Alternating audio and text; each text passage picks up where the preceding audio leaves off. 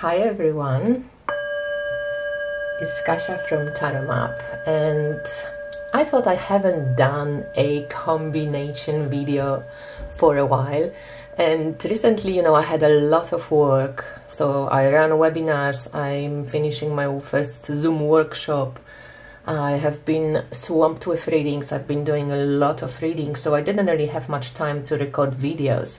But while I was doing readings for clients, I have been using a lot of decks, and I wanted to share with you decks that actually I'm really impressed by, and especially in readings, when I usually mix astrology and tarot when I do something astrological, and then I pull, let's say, a card, or I pull a tarot deck, and it confirms my astrological kind of forecasts. I just find it fascinating. So without further ado, I have a deck that is right now for me number one in this confirmation and kind of messages that it sends to people. And I am really surprised, but you know me, I rarely have number one, but this deck, without a fail, has brought messages to people I read for that were like really spot on, as I like, excuse me my friend, as a confirmation of the reading, as like a kind of the last message. So it was really quite amazing. The Wild Messengers tarot deck were by Lola Piquet, and the art is by Tanya Castile maybe. And this deck surprised the shit out of me in this kind of, I'm great as a summary card or a message for you. So the backs are really cool, and the fronts are just, it's an animal deck, and to be honest, I could not use it as a tarot. I can't, but the book is really great with the messages, a little bit different to how I sometimes understand some of these animals, but it is really well done. It's like, it's so extensive and really beautifully created. So on this deck, I love using it because also the animals are amazing, the artwork is beautiful. It's kind of like, on the light side, so you have a lot of white space. I think it's quite nice for intuition to roam, but you basically just get an animal, right? So you can base your intuitive hits on color or on your associations with the animal, of kind of like the vibe, the mood of the cards, like if you compare the two. But other than that, I would definitely advise you to use, or to, there's extra cards as well with Dragon and Griffin, to use this book, because it's just really great. So the book looks like this. It's in color, it has the, huge images of each of the majors.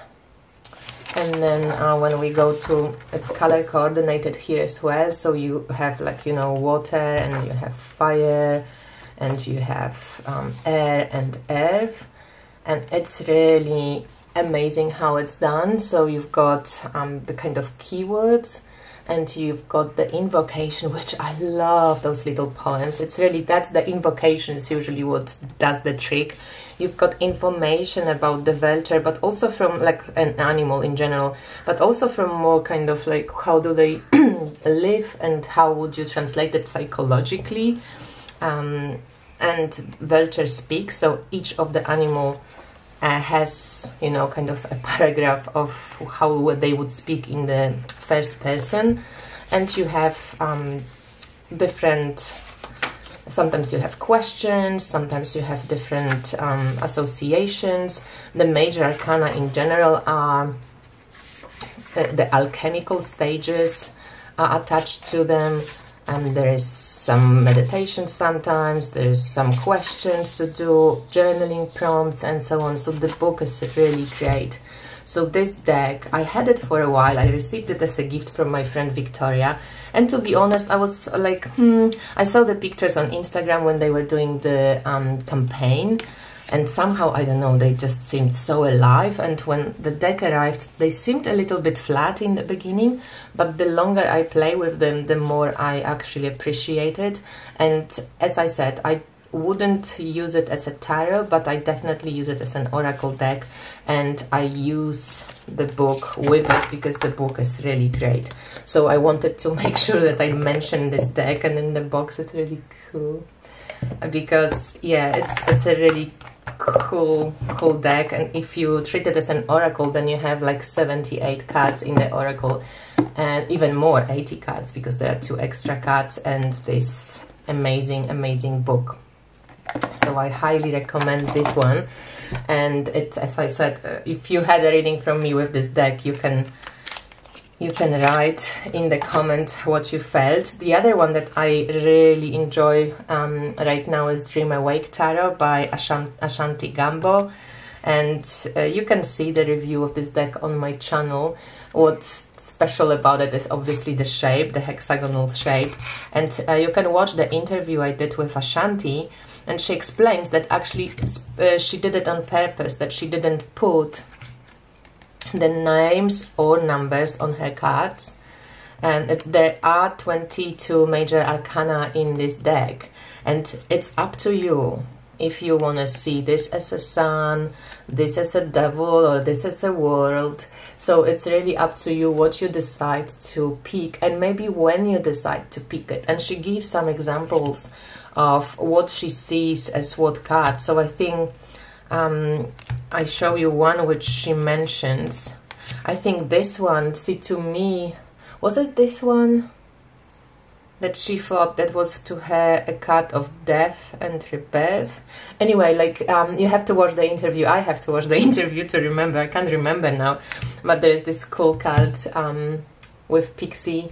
When I see it now, I think of Simon, because he loves Pixie.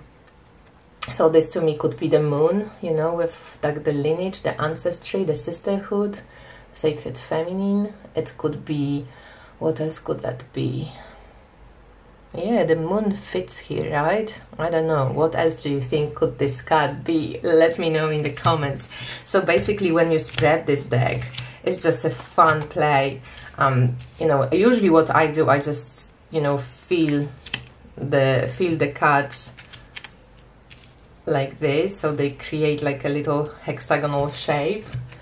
And you can, there's moon phases here as well, and you can read it any way you want. You know, you can do past, present, future, and what's above, what's below, what's conscious, what's unconscious.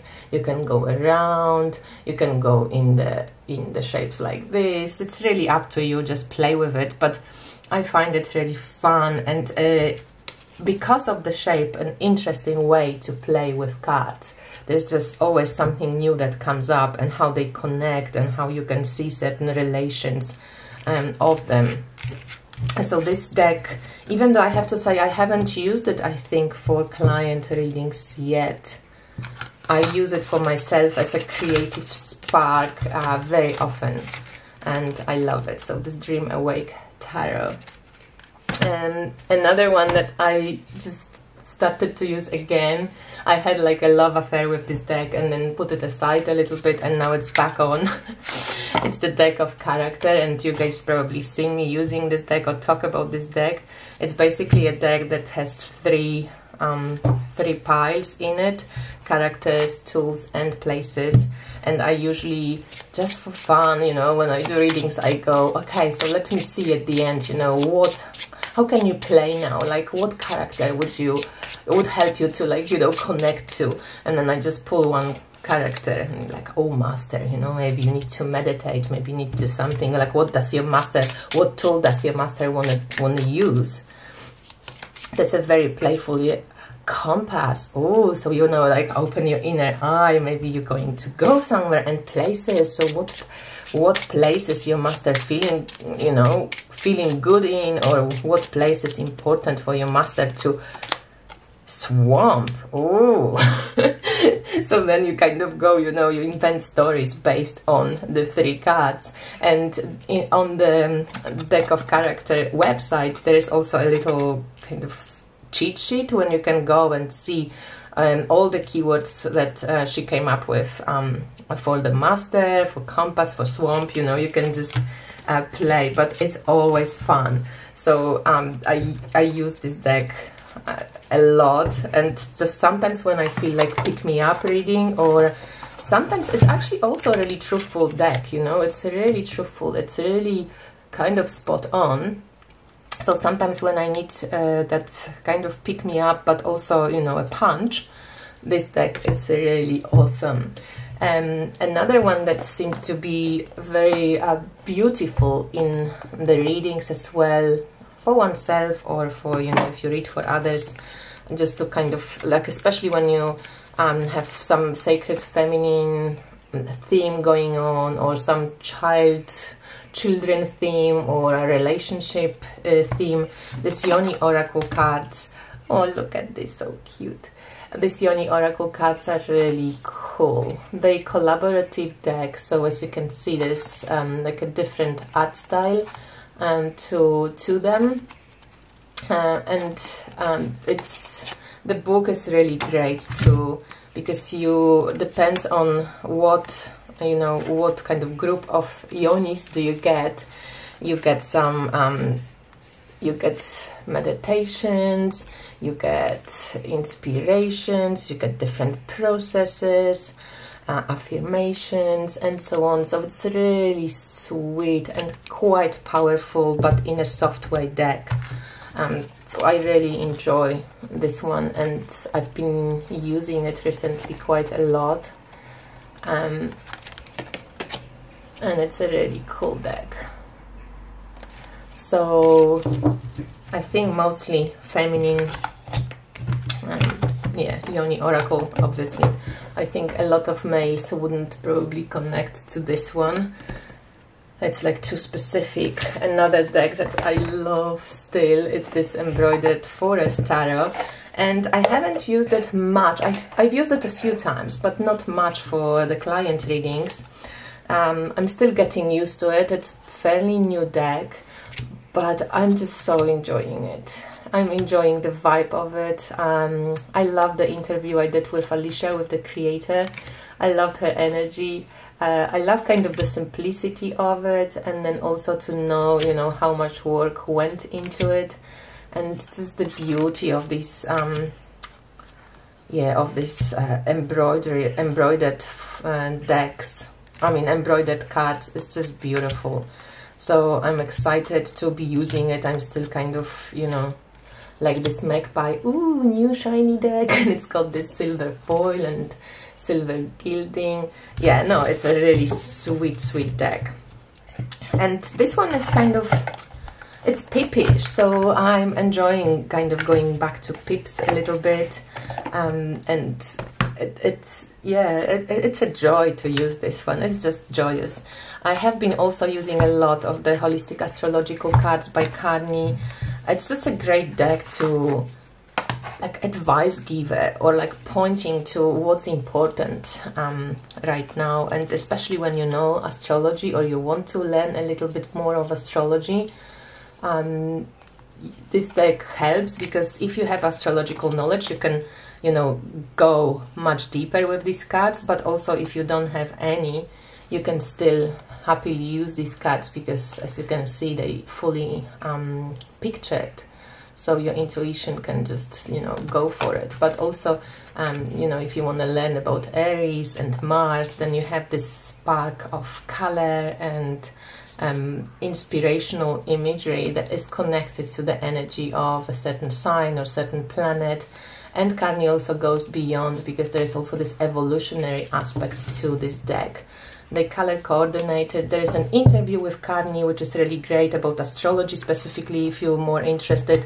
But also there is a review of these cards just by themselves. Another one that I pulled just recently, I pulled 3 decks recently that I haven't used forever.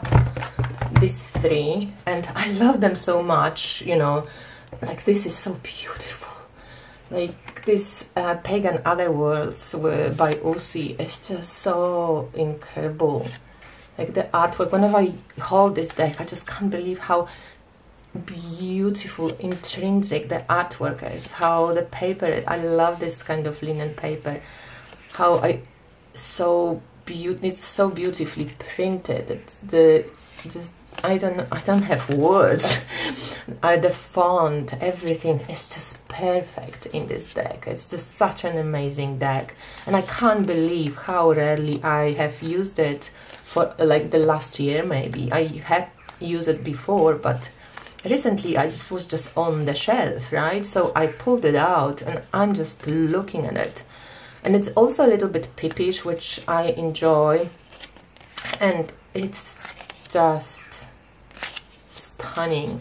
So I'm just pulling cards for myself from this deck, and yeah, I will yet to use it for the clients. There's also, like, you know, moon phases in it as well, which is cool.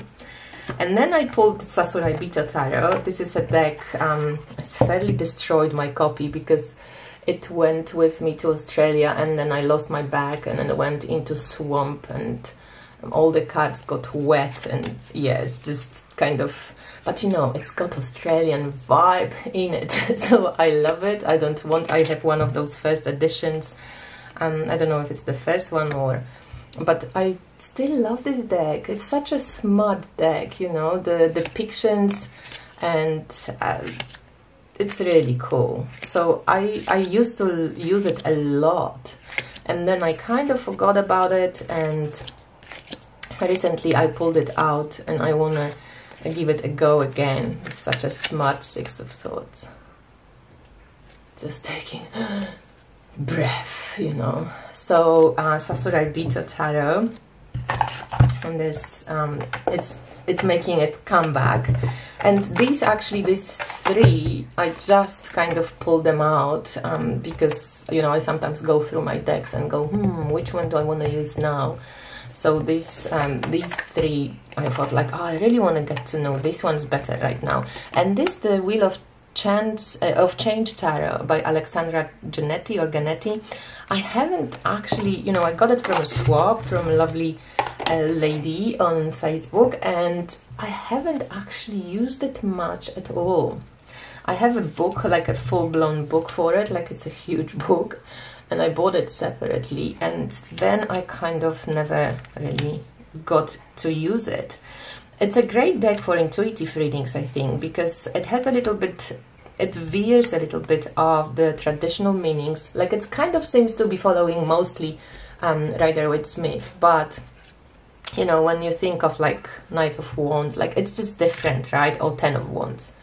It has a different take on cards, which I love. That's why I kind of, you know, wanted to get it, because it's different and I can just play with my associations and with the deck's associations. It's got a lot of different people. How cool is this? 8 discs. Cool, hey?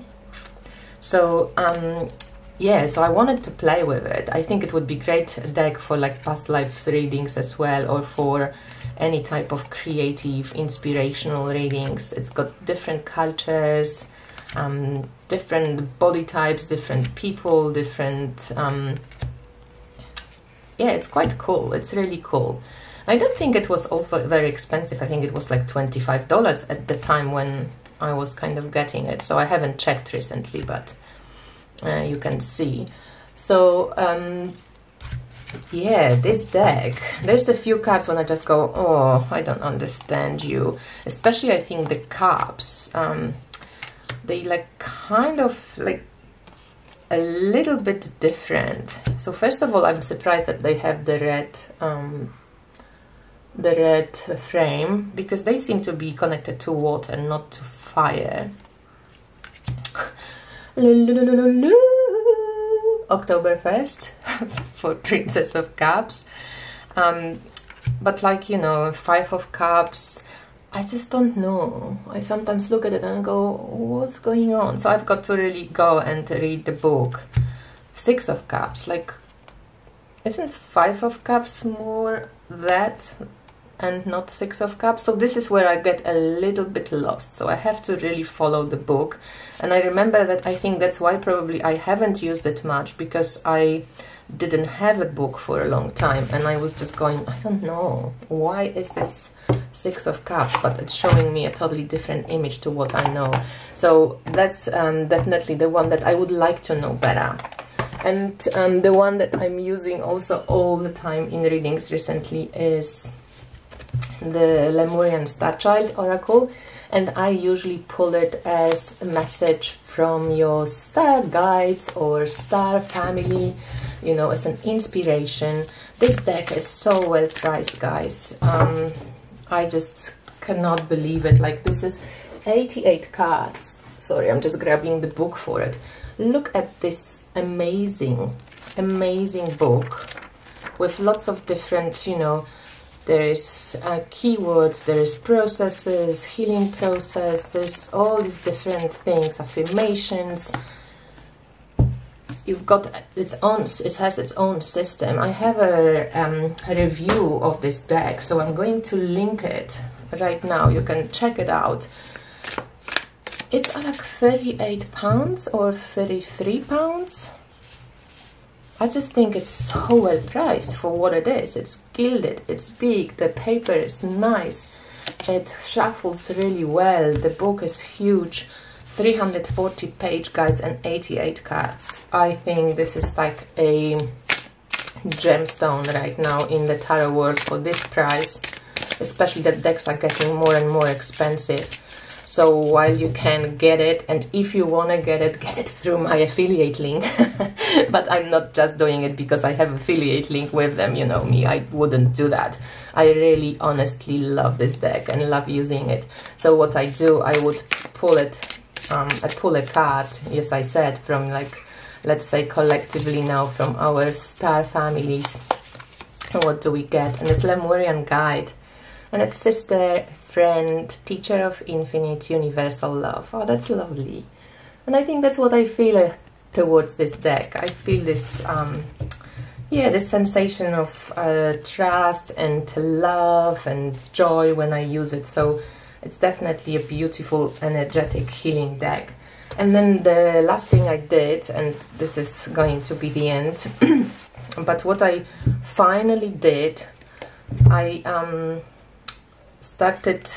mixed my two Santos deck, and I took away some of the sign cards from my first Santos. Somehow I just didn't connect to using them, but I use all of Santos 2 and some of the Santos 1 signs, not all of them, some of them, which I liked the best.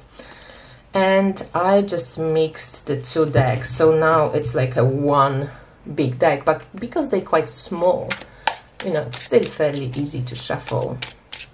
And then I mixed all the words as well.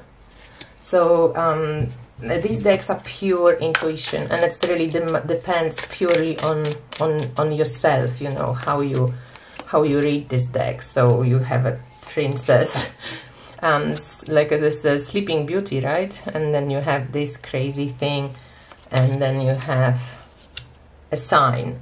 So basically what you would do, you would read anything and everything on the card. So like if she's raising the hand, but then we see like there's like a little somebody's hand that's being chopped off and put on a chain, and then we see conversion, you just go, maybe there is need for transforming something with your hands. You know, that's the first thing that comes to mind right now. But you have easy pull, new full, you can kind of go and mix fair growth, let's say, maybe not growth, but that's what I see. There's also this maybe aging or maturity or next level to something. So you start fresh, innocent, then you actually go into this creative phase. You know, there's so many possibilities. And then you can also, for like more spiritual exploration, add the cards. So here you have Faithful, Epiphany, and Anointed. So Epiphany, that's pretty cool for this one, right? So the words usually kind of can help you or sometimes disturb you. what intuitive hit did you have?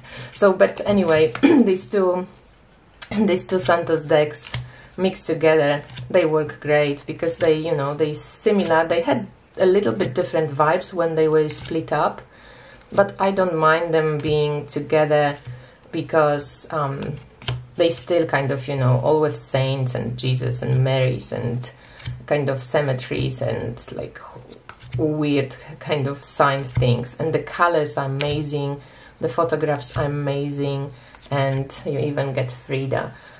So yeah, I love using them. And actually sometimes in my readings recently, well, that's what I was doing. I was pulling, before I even did astrology, I was pulling 3 cards and just leaving them there. I pulled also, you know, the words, and then I was leaving them and then coming back to them later on after I did astrology, just to see if there's anything that can, you know, speak to me while I saw the chart, and I could do the astrology reading if there was anything reflected in the cards, or there's another angle that's coming from the cards, and so on. So this is how I love to use these cards right now. So I just put them, they don't fit anymore into the original bag, obviously, so I keep the signs here, and then I keep all my Santos over there. So yes, that's it. I just wanted to show you my June Oracle of Initiation card, and this skull that I got from Ivo Manos, and how cool. I always, when I saw this skull, I thought like, oh my god, this is this card. So it is a month of integration. It is a month of realizing that there is inequality in the world. And I'm not here to speak on behalf of black people, because I think white people do a lot of talking, really. But I definitely am here to look into myself, into my own privilege, into the systemic fucked upness, really. And I think the only thing that I feel I can really do honestly is to look into my white privilege and decide to use it to benefit, rather than being, first of all, unconscious of it, denying it, or trying to be an ally that doesn't really make anything better, because I'm still focusing not where I should. I sometimes find it really annoying and patronizing how white people think they can fix black people. Like, we're not fucking thing to fix anybody. Everybody's equal. And there is this discrepancy in the economic status and in the educational status, just based on the economy, basically. And the system is made in the way that there will be always oppressed people. And in this case, right now, these are mostly people of color. And I think for us to change that, it's people who are in the privilege, like ourselves, to realize that we have that fucking privilege, and to just actually start doing something about it, being more vocal, but especially being more vocal about ourselves and our lives, and how we can change our own approach and attitude to be more for equality and for justice, and for realizing how traumatic it is to be a person of color in our world. And I really, you know, Queen Osset is one of my closest black friends, and I'm learning so much from her, because I can relate to her, I care about her, and when I ask her, and she sometimes tells me things, or sometimes she sends me things, like I feel what she's feeling, like, you know, there's like a friend-to-friend connection. And to be honest, yeah, sometimes it's daunting as a white person. You just go, fuck, what can I do? Like, it's just so deep. But at the same time, that's the point. Like, do what you can do about your own life, you know? Do what you can do about your own privilege. Start using it for the better. And how? Well, I think every one of us needs to answer this for ourselves. I live in a country where there is not much racial mix, you know. I live in Poland, and what I can do, I thought, it's basically spread this awareness through to my countrymen, which are pretty racist, really, about not making stupid jokes, about what they think is not harmful, that, you know, making them realize that it is harmful, and making as many white people realize that we do carry that white privilege. And the more people are aware of it, I hope the less we are going to be using it to, you know, hurt others. So this dismantling has to start with, as much with, you know, picking up the black community has to pick themselves up as well. It's especially important for white people to fucking stop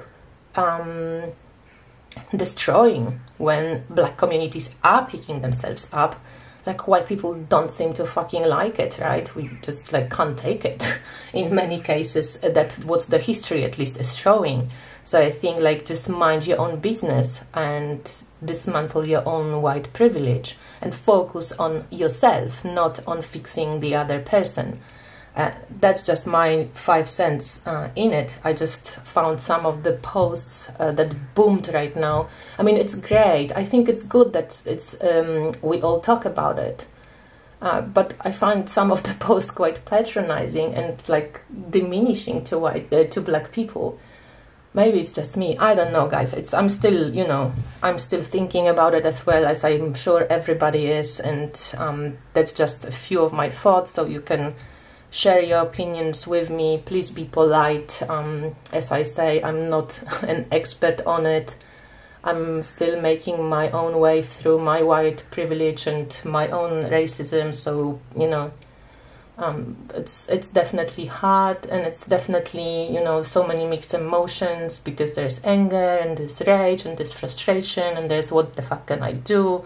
So all these feelings come up, but definitely go out and support black artists. That's what I would do, you know. I love art in all sorts and forms, and I always have. It's not just I just started now, but there's so many amazing things out there that maybe if you're white you don't venture and don't see, because it's outside of the comfort zone or followers that you have. So to make an effort to see the other, to see yourself in the other, I think that's a good way to go. And I think High Priestess would agree, because she's the mother ancestor of all of us in some way. Okay, so that's what I wanted to add. And I'm thinking of all of us. I'm thinking that, you know, I'm just hoping that we can create a more equal world. But if the system stays the same way it is, it's probably a very hard thing to do, and pretty much probably impossible for the people of color. So we have to, especially the white people or people who are in the ruling system and have the privilege, to start using it and speaking about our own white privilege, not about black people and what they can do. I think black people can speak about themselves, and we, of course, can share and help to spread the word. But I think it's good for all of the white people to look at ourselves and see what we can do and how we can help, and how we can help ourselves to be better fucking people, you know. So, and sometimes it's not even personal. So white people, we take it personally because sometimes we want to help and we get smacked by, you know, by being said that we're racist, and, you know, we take it so personally, and I took it so personally in many instances, but it's really not personal. It's systemic, and it gets personal when you don't realize that you have the privilege, when you're actually blind enough not to fucking see that. And I think it's important for all of us, and I'm like even upset when I have to say black and white. It's like really humanity, and it's really important to, yeah, we're different, right? So the brain, the eyes, we will always see differences, but in the end, to see beyond that fucking color. And I'm not saying that it's good to do right now, because I think black people need to be validated, need to be seen for who they are. But at the same time, what white people can do, we can really turn the gaze also at ourselves, because this is where the problem mostly lies. But yeah, I don't know. That's what I'm saying. I'm thinking about it while I'm talking, and it's still alive. It's still very valid for me. It's still, you know, I keep thinking about it. I keep dreaming about it. I'm just sharing it right now, very raw. And you can share your comments, how you feel about it. I hope it's going to be a safe space. Yeah, I just pray for all the human beings to have equal treatment and better treatment for all of us, you know. So thank you for watching. I hope the decks were exciting. I hope you are making yourself aware and educating yourself about the privileges and how the systems work. And don't beat yourself up. None of the people deserve to be, you know, beaten up psychologically or physically. Just focus on solutions, and solutions are within us. And, you know, each of us has the power to shift universes. So let's hope that we can do that, and that the time is now. It's 2020. We are not going back. We only can go forward from here. There are new cycles starting all over the place, astrologically. So really, let's focus on how we want this to be. And maybe we have to, of course, go through the grief process, through the frustration, through anger. A lot of people of color community were silenced for, you know, centuries. Well, it's time to speak up. It's time to, you know, go through this grief. And collectively, we're of course going through it, but I think we need to focus on where we want to go from here and put our energy there. And again, systems need to change. So thanks for watching. Bye.